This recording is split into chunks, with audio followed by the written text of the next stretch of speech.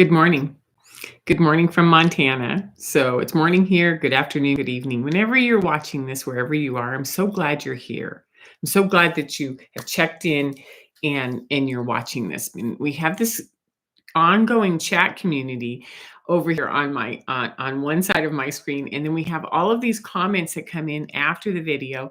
And I just want to thank you for this phenomenal community that has been growing, where you're interacting with each other and we're supporting one another throughout all of this. So the title for today is to recalibrate and use these energies to find out what's going on and to use them, to actually use them to navigate. So it's somewhat nicer and easier in how we're going to talk about it. And then I have some killer tips, 5 tips for you for the end. So hang in there and we'll go from there. All right. So to get started, it was just another big week. And it started on Monday with the full moon the full moon in Aquarius, right? So it was just huge. And we even had clouds. So it was breaking through. But even when it broke through the clouds, it was a huge moon and you could feel it in your body. This moon was square to Uranus at the same time. So Uranus is just hitting this Aquarian energy that's being radiated out, right? So that was one thing. And on the 19th as well, which was last Monday, the day after this last video, we also had the Jupiter Saturn square, right? So we already, we had that going on. That is going to continue. So we have these two things happening exactly on the 19th, which I think we've spent the majority of this week sort of recalibrating, kind of going, I don't know what just happened. I'm not sure. I'm still a little spacey and I'm not, what's my next step, right? That's what it feels like to me. Okay. In addition to that, we had some steady high C's. A lot of them were in the eights, C8, C9. And then we had, and I counted them, just a minute. Let me get down here. I dropped a piece of paper. Okay. I counted them and, we had, uh, counting back from Monday, 3 M class flares, Tuesday, 3 M class flares, Wednesday, 2 M class flares, Thursday, 2 M class flares, Friday, 3 M class flares, and Saturday, yesterday, 6 M class flares. Now, the reason I'm focusing on the M class is that we have talked about this in our previous videos, that M classes are these tower moments. They're when things shake us up. And there was something I noticed is that over this last week, there were occasionally the highest M class that we would hit would be an M5. And it was just odd because I'd get all these notifications that we had another flare, and then occasionally it would say M5, and that was as high as it went. But then when it hit the second or third M5, I'm like, it's odd. I like the 5 in there. I like the 5 in there because the 5 is the Hierophant in tarot. It's the one who holds the balance between the masculine and feminine and does the negotiations out into the physical world. It's been represented in a religious format. It's represented as the wise one, and so that 5 is sort of the one who is the guardian of the balance. And I like the idea that these solar flares kept coming in as 5s, right? The second thing about the 5 is if you go to the tree of life, then the Sephra on the right shoulder is a 5. It's called Gebra or Gebera. And it is ruled by Mars, but it's our willpower. It's where we decide to go forward and do something. So the fact that these rumbling tower moment flares kept coming in over and over again and hitting us, and then there was this nice little pattern I found of 5s. I thought I'd talk about 5s today because we are really looking at change, right? So last thing on sort of the overview is that 2 or 3 times this week we had radio blackouts yet again in other parts of the world where the flares were significant enough to cause an energetic or electrical disturbance to radio wave frequencies, right? So, although there hasn't been something huge, it's been steady and consistent and still showing that it is disruptive to our cellular structure, disruptive to our emotions, disruptive to our thoughts, disruptive, right? So Ange Stoic, the astrologer, who's kind of crusty. I like him. I like to check in and see what his perspective is. He said it's been a brutal week, and I thought brutal. I don't know if it was brutal. I felt like it was wobbly, but I didn't put the word brutal on there. And he said, what's happening is our mental state is all over the place. And I thought that makes sense. And it's like a roller coaster. So he has a picture of an old roller coaster up on his post. And I agree with him that it has been a lot of ups and downs, and mentally it's been challenging. So one of the tips that I'm going to hit is going to go right after that mental challenge, right? So we also have some symptoms that are in addition to the ones we always have. These are a little bit more refined. So one of them was overthinking. It's like our mind has started to go, what if this happens? What if this happens? What if this happens? Because our minds are being moved around. Think about with Uranus in there. Think about with Jupiter and Saturn. Is that our ability in this Aquarian energy, right? Is taking the way that we think and creating new ways, new approaches for it, right? So one of the things that's happening is that we're overthinking and we're jumping to conclusions or reactions, or we're jumping in our mind from one thing to the other and it's spinning a little bit. Um, it means that there can be some fogginess. It means that there can be some headaches that go with that there's some confusion and some triggers. It also, it was really lovely. I had this conversation last night. The woman who's like, I feel like all I want to do is sleep. And she wasn't aware of the solar flares. She just couldn't, she was judging herself for how often she is needing to sleep. And I'm like, validating, like, oh, wow, you need to sleep. You need to take naps. You need to go to bed early. You need to sleep in. And she said that some of her friends were talking about the fact that there might be some narcolepsy going around. And I'm like, oh, well, then go study the solar flares, right? Because I don't know that it's that we could fall asleep anywhere, anytime. It's that we're exhausted. Makes sense, right? Okay. So we're exhausted because the external world is doing this nonstop. We got this political campaigns going on. Finally the Olympics ended. That was good. It was a lot of information there, but now the fall sports are kicking up. There's constant news over who's going to align with this, who said this, who said that, what's going on in this part of the world. And then we have this school. Some of our children are already in school in different regions in the US, and some are starting after our Labor Day, which is next weekend, right?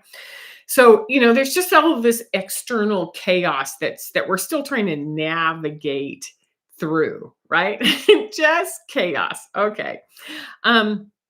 Lee Harris put his energy report out on the 22nd. He always does it on the 1st, but he's going on vacation, so he put it out early. So in his energy report, he talked about 2 or 3 things that I thought, oh, we're bringing this in. We're bringing this in on Sunday. So the first was disconnection precedes transformation.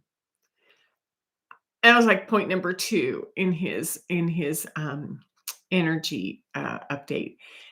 And I thought disconnection precedes transformation. It means that we have to actually let go and put something down to make room for something new. And we're in that, and it's mentally driving us crazy. So some of our old ways, we're letting go of those. We're reprioritizing. We're stepping back. We're choosing something else, because his first one was that our cosmic heart, and I'm going to say our heart intelligence is starting to inform us and starting to talk to us a lot more. And when that happens, our mind is like, wait a minute, I thought I was in charge, and kind of a little discombobulated, right? So part of this is that we have to disconnect in order to transform. And I thought that's really helpful. And then when you think of the disconnect and transform, or what's going on, I'm going to shift over to Pam Youngins, and she does an excellent North Point journal each Sunday to talk about what's going on astrologically in the world. And she talked more about Jupiter, that this Jupiter Saturn is going to keep banging into each other, keep having these conversations throughout 2024 into 2025. And Jupiter holds our beliefs. Jupiter holds our philosophies, it's where our religious ideas, our cultures, our nationalities. And so when we're in limbo and we're starting to let go of some of these, it's Saturn who's like, you're going to hold on to that. You're going to choose that over all of these other things that you want to do. So, Saturn to me is, I'm going to cough just a minute. Saturn is the one who holds your contracts and sort of says, are you willing to do that? So Saturn to me is like, can be the very discerning Queen of Swords. Like, let me think on that and let me support you on the things that you said you wanted to do. And so we have all of our beliefs coming up. And this is kind of, how I see. I need some water. This is crazy. Um, just watch me while I try to take care of this throat tickle. Okay. When we are in a constant state of mm, energy frequencies coming in and um, shifting us around. As you can see, there's all sorts of energy, there's waves, there's all sorts of things that are keeping this person present. And what I like is that it means that our mental mind has to settle and we have to trust ourselves. So I like the way both of these, both in the physical and in the mental, are neutralizing the worry and navigating forward, recalibrating each step, each thought, or just simply in this case trusting that you know what you're doing, right? So when Jupiter is coming in and it's expanding all of our beliefs, like, is this right, is this wrong, what am I doing, then what we have is we have this ability to recalibrate from discernment, which is, I no longer need this. I no longer need to be this unstable. I create stability by discernment. And then discernment is when the mental part comes in and starts to guide us with um, with less fear, with less intrepidation, with less reactivity. The mind's like, it's okay. And we're going to go through that in a tip of what to do with that, right? So whether it's flares or it's planets going on, it's we are being asked to just pay attention to what's in front of us. Just pay attention to what's in front of us, and to be very discerning, right? With, am I ready to go out and do that? I'll know when the time is. Right now, I'm just assessing it and deciding what to do because the queen is working and she's deciding. And then when we put the Queen of Swords with this Lightseer's chariot, what I like is that the horses are, he's trusting the horses. He's in sort of a wave riding mode and he's just moving forward with his intuition and with his guidance. And she's just watching. So I like the idea that let's put her on this side. That she's actually watching this dude, do his thing. And there's nothing worrying. She's not worrying about it. She's just like observing, like, oh, that makes sense. So let's go back. Jupiter is expanding our awareness, right? It's connecting us to our energy and it's removing what no longer serves us. And Jupiter, Saturn, right? So our observer, our ability to see the coincidences, our ability to watch what's happening, our ability to stay in our body and trust. It makes so much sense, right? Because there's going to be gaps, there's going to be changes. We're going to have timeline jumps. We're going to start out the door and going somewhere and go, I don't know what I was going to go do, and I'm not crazy. I just am not going to go do that anymore, right? So the unusual, and this is one of the things that Lee Harris talked about too, is that the unusual becomes more present, whether it's metaphysical, whether it's coincidences, strange happenings is the term he used. It's like all of the world is starting to move around and show us something different. It's really good just to sit and observe and go, well, that was interesting. That I like that. That's my favorite line right now. Well, that was interesting. Okay. So more things we've experienced and noticed, right? And we're going deeper and deeper and deeper. And the external world is getting louder and louder and louder. And so what we're doing is we're recalibrating and we're navigating through. Now, this is going to ring a bell for some of you, and some of you are like, I don't understand how to put this into practical. And this is where I'm going to do a real short plug, which is when we do a tarot session, we lay cards out and you define your pathway through the information. And so if that's something that calls to you, there's a link down below to book a tarot session with me. Meanwhile, let's just jump ahead here and go into these 5 tips, because I think they're pretty fun, and they were jam packed. They're powerful today. So number 1, you're going to feel or experience a lot of ups and downs. Ups and downs, ups and downs. So the tip is count on it. Prepare for it. Know that it's going to happen. Know that every single day you're going to wake up and go, huh, what's going on today? I wonder what's going on. Oh, I feel this way. Sometimes I wake up and there's no pain in my hands or my joints.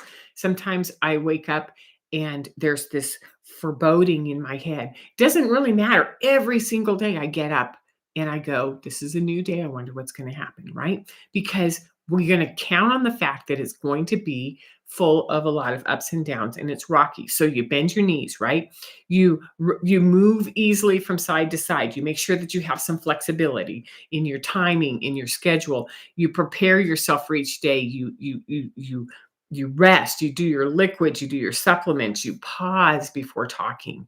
You stay in the normalizing the ups and downs. We are in a period where the ups and downs are going to be I don't know that I have a card for that one. The ups and downs are going to be the most normal part of our day. So just make that like I deal with the ups and downs all day. Someone says, "What do you do?" I deal with the ups and downs because they change all the time and they're always changing, right? Because we're in the process of bringing about change. Number 2, couple weeks ago we talked about interference, right?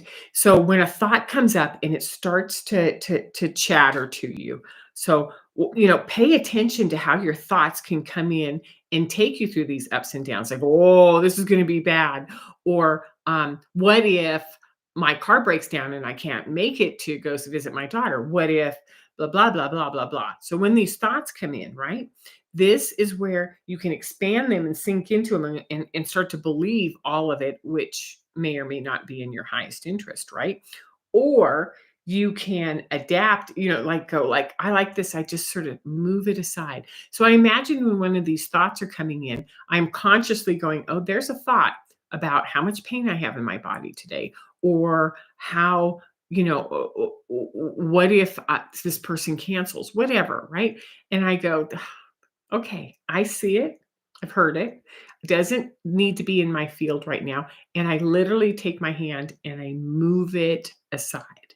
So the tip is that take your thoughts and move them aside when they're interfering with who you want to be and where you're going, right? You cannot afford to have thoughts coming in. So you just gently push them aside like a qigong move, right? Yeah, no, I'm not doing that right now. Now, the most important part about pushing aside the thoughts is to recognize that if you do it consciously, you're not bypassing, you're not in denial, and you're not ignoring it. You're looking at it and saying, okay, I see what that is, and no, I'm not doing that. So you make a decision. You're very discerning. So this is my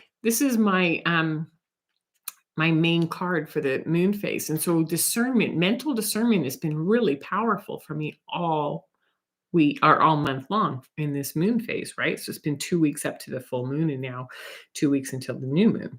All right. So interference, find a way to just swipe away or push away or just move it out of your field. Okay. Number 3, seek out like-minded, resonant people. Find them. Go ask around. See if someone jumps up at you and you start to talk to them and you realize you're talking the same language, spend more time with them. So I've had 2 people in this last week sit down with me, one at a coffee shop, one at a music event, and we were talking and they looked right at me and they said, I don't have these conversations with other people. I don't talk about this kind of stuff. I love talking about this kind of stuff. And you're like, oh. Find more people to talk about like that, and know that that's a 1%, a 5%, a 10%, or a 20% of the total population are the people who are really talking about what's going on right now. So go find them. And just like we talked about with Jupiter, other people are going to fall away because you can no longer maintain the short, mm, mm, casual conversations, right? Number 4, rise above the fray. Change your perspective, get some distance. So, whether it's you're driving through traffic or you're in a grocery store or you're at a crowd, just sort of find a way to get into a lookout spot or to move around the edges so that you're not in it and you're not being impacted on a minute by minute basis, right? So what you're doing is you're recognizing that you're in the middle of something like this and you're navigating. You're absolutely navigating through it. So number 4 is to rise above the fray and to get a different perspective. Let your observer guide you through it. Okay. And number 5, and we're never going to get to the 5s. It's 20 minutes in, it never fails. Okay. So compassion. Have compassion for yourself. You're shifting, you're changing. The people around you are shifting and changing. They're losing relationships, they're losing jobs, they're choosing to lose relationships or jobs or people or places or things. So we are just in a period of holding compassion. And if I can be of any assistance to you while you're doing all of this, please drop me a note in the comments or book a tarot session with me and let's just see what wants to unfold. You have a good week and I'll see you next week. Take care.